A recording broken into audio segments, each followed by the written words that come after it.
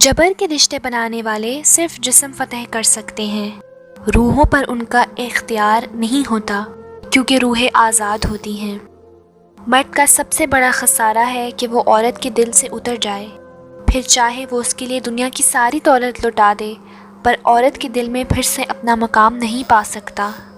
جب کوئی عورت یہ کہتی ہے کہ دنیا کے سب مرد ایک جیسے ہیں، اس کا مطلب یہ نہیں کہ وہ دنیا کے سارے مردوں کو آزما چکی ہے۔ اس کا مطلب یہ ہوتا ہے کہ جس کو اس نے آزمایا تھا وہ اس کی ساری دنیا تھا۔ کبھی ایسی عورت سے ناتا نہ توڑو جو تمہاری بہت سی خامیوں کو جانتی ہے اور پھر بھی تم سے پیار کرتی ہے۔